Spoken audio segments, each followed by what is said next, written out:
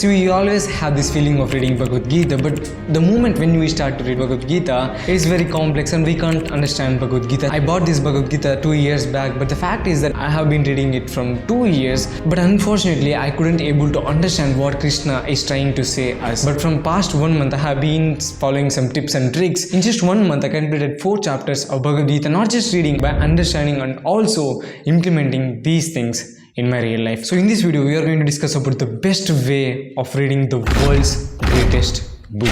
So without even wasting 1 second, let's get into the video.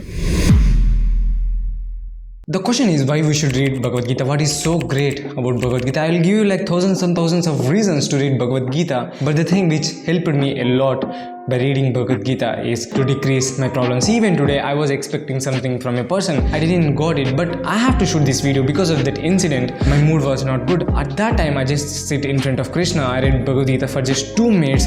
And within just 2 minutes, I got my mood back and I'm shooting this video. And that is the greatness of Bhagavad Gita.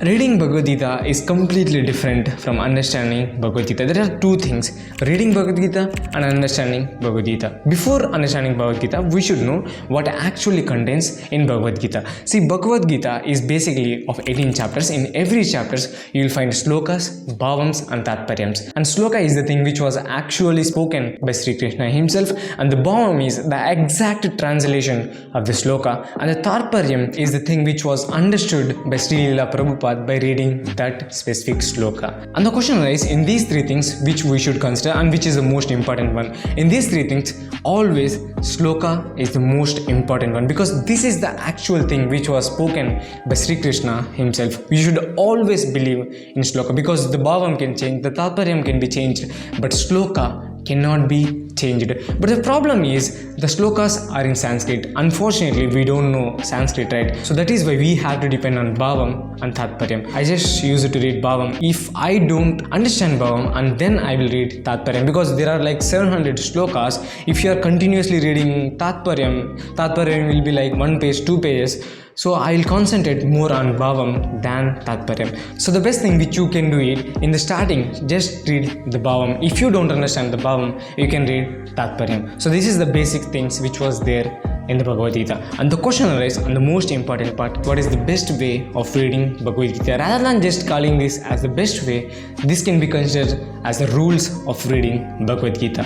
And the first one is stay focused. See, it is very, very important to stay focused while reading Bhagavad Gita, because Bhagavad Gita is completely different from remaining books, because you have to stay focused and your mind should be sharp while reading Bhagavad Gita, because the words which you are listening was not so easy, they are complex. And that is why our elders are always said not to read on bed, because when you read on bed, because you cannot stay concentrated. So the best thing which I do to read Bhagavad Gita is that as soon as I complete my bath, I'll read Bhagavad Gita in front of Krishna himself, because in that place I will have no distractions. I don't use my mobile. So after having bath, my mind will be very fresh, so it helps me a lot to stay concentrated and to understand the things better. So when you increases your concentration and focus, it's very easy to understand Bhagavad Gita. Not just Bhagavad Gita, anything. And the second one is believe in Krishna. See, if you are not believing the author itself, then how can you understand the Bhagavad Gita? So Krishna will say like, you will have another life. But if you don't believe in that, then how can you learn from Bhagavad Gita? So that is where it all matters. You have to believe in Krishna. So how you understand Bhagavad Gita will be completely dependent on the opinion which you have on Krishna. It's very true. Like, I have an opinion on Krishna like he's a warrior. So whenever he says something on Bhagavad Gita, I will relate that things to the freedom or to the braveriness. So if you treat him in the soft way, you will understand the Bhagavad Gita in the softer way. So how you understand Krishna will be reflected on how you understand Bhagavad Gita and the reason for which he is saying something. So yeah, if you want to understand Bhagavad Gita, start understanding Krishna, start understanding the life of Krishna, the struggles he has faced. You should understand the reason behind Mahabharata, Kurukshetra and all these things. Until or unless you don't understand Krishna, it's hard to understand Bhagavad Gita. And you should know Krishna better than anyone else. in the world. If you love Krishna, then you are halfway to reach Bhagavad Gita, and the remaining thing is just to stay consistent on reading Bhagavad Gita. Most of the times we fail to be consistent, right? One day we'll read more, one day we'll don't read, and we'll read for 2-3 days and we don't read. So it's very important to stay consistent. So to be consistent, the best thing which you can do is set a rule for yourself, like I should read one sloka every day. From past 2-3 months, I made a rule like I have to read one sloka every day, and that rule helped me a lot to complete like 4 to 6 chapters in just a matter of 2 to 3 months. And this is well more sufficient than nothing, right? When you think of just one sloka, the amount of friction to read the book was decreased. So when you take Bhagavad Gita and start to read one sloka, you automatically read 9 to 10 slokas or 15 slokas, and you'll continuously read Bhagavad Gita for every day. One day you'll read one sloka, one day you'll read 10 slokas,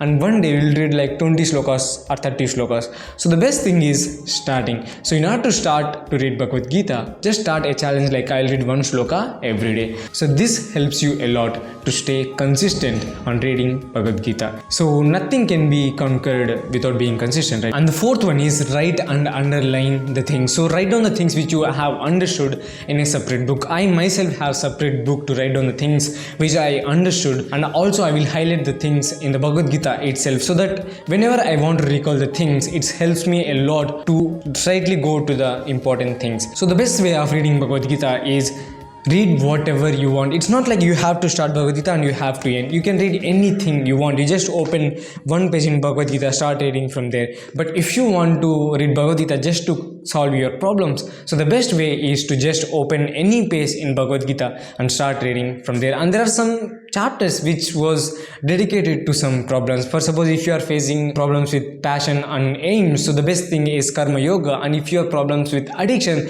then the best thing is the 14th chapter. It's discuss about the Trigunas, Sattva, Rajo and Tamo Gunas. So according to your problems, you have to select the chapters in which Krishna himself teaches. For suppose if you want to follow spirituality, then you don't know how to start, the best chapter would be Bhakti Yoga. So there are certain chapters dedicated to certain topics. Once you completely transform into a spiritual person, at that time, and you will feel like your life will be changed. Just reading Bhagavad Gita isn't enough. You have to implement the things. You have to change your mindset. You have to change your path of living. If you don't change anything in your life, and if you are expecting Bhagavad Gita will change you, it will never occur.